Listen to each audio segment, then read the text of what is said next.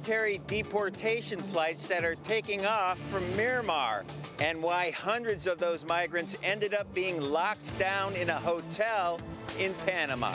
Investigators need your help finding the suspect who murdered a CAL FIRE captain. Details coming up.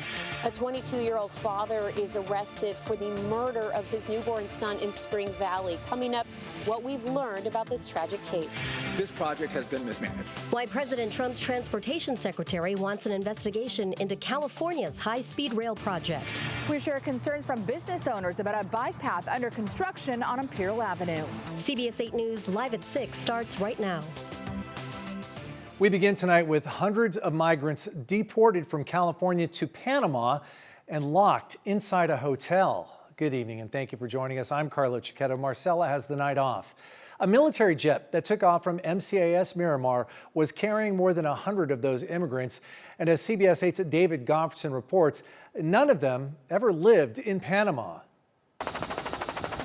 This is the C-17 Air Force jet sitting on the tarmac of the Miramar Marine Corps base after it returned from a flight to deport 119 immigrants to Panama. That group, including children, were mainly from Asia, the Middle East, and Africa. And along with another group on a second flight, ended up locked inside this hotel last week in Panama City. One of the detainees, an Iranian woman, started posting videos on social media from inside the hotel. She said they didn't even know they were going to Panama until the jet touched down. She said they were handcuffed and shackled by masked American soldiers. Reporters from the New York Times blew the story wide open.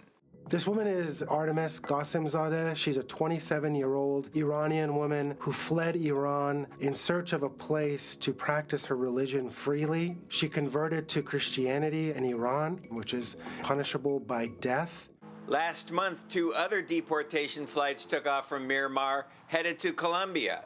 They had to turn around because Colombia's president refused to let the jets land. He later accepted them, but accused the United States of not treating the immigrants with dignity. The Department of Defense has always objected strenuously to the idea of using Defense Department planes for deportations. Deborah Fleischaker is the former acting chief of staff of ICE under the Biden administration.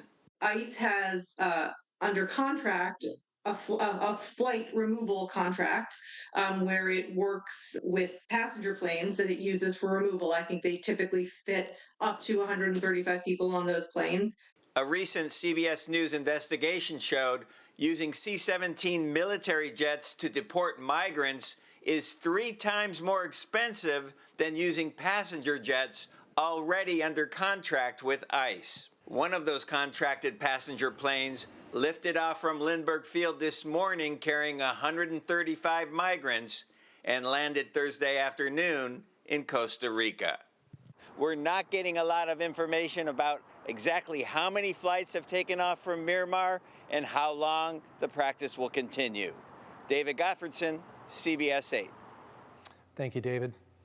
The San Diego County Sheriff's Office has identified a suspect in the case of a CAL FIRE captain who was murdered on Monday. Rebecca Marodi was found stabbed to death at her home in Ramona. CBS 8's Kirsten Holmes is live in Ramona with the very latest on the search for the suspect. Kirsten. Yeah, we're live here outside of CAL FIRE Captain Rebecca Marodi's home as the search continues for her killer.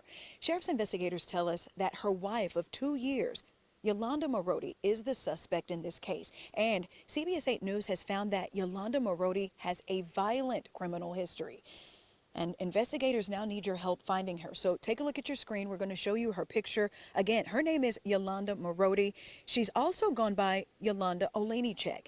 She's 5'2", 166 pounds, and is 53 years old. Investigators say they don't know where she is right now, nor do they know the motivation or circumstances behind the homicide. According to sheriff's officials, the Marodi family says Yolanda and Rebecca have been married for about 2.5 years now. Rebecca Marodi, the CAL FIRE captain, died after being stabbed several times here at her home.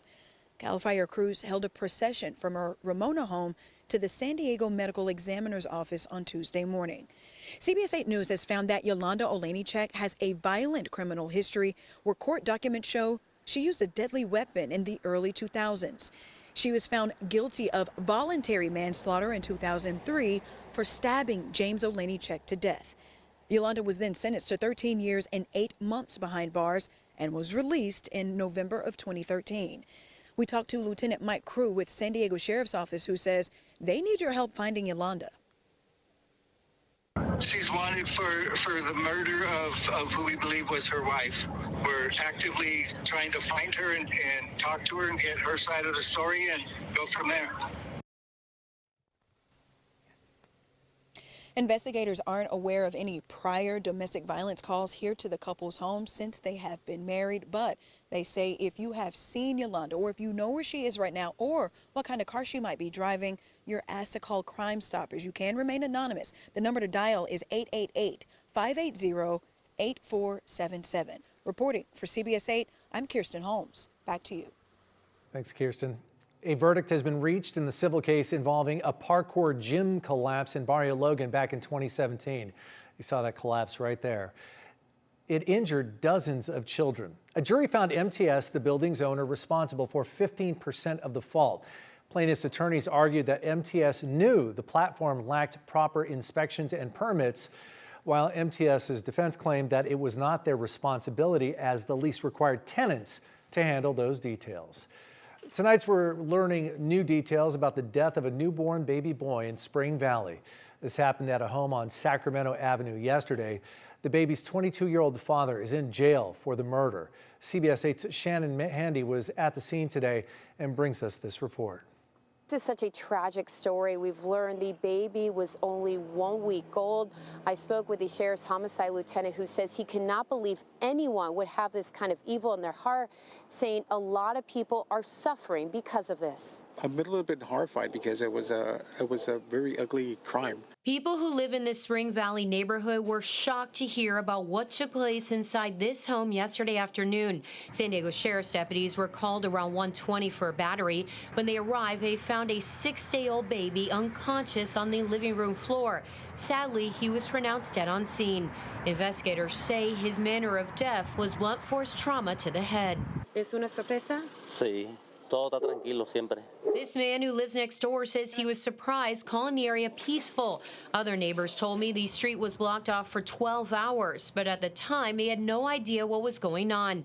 Meanwhile, the baby's father, 22-year-old David Ruiz, was arrested for the murder of his newborn son.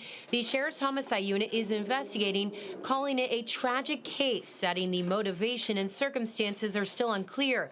We're told in addition to Ruiz, there were 4 other people in the home at the time, and while it's believed the baby lived there, Ruiz did not. It's going to be impacting the neighborhood for a while. The baby's father is being held without bail. He is set to be arraigned tomorrow. Reporting from Spring Valley, I'm Shannon Handy for CBS 8. Thank you, Shannon.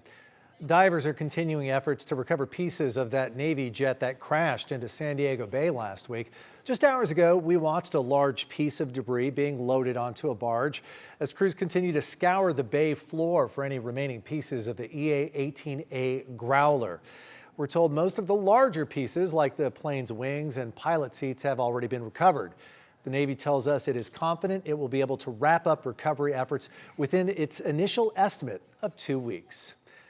The Imperial Beach City Council has voted unanimously in favor of supporting state legislation that could help in the ongoing South Bay sewage crisis. Senate Bill 10, authored by State Senator Steve Padilla of San Diego, would allow a portion of toll revenues from the new Otay Mesa East border crossing to fund wastewater infrastructure projects.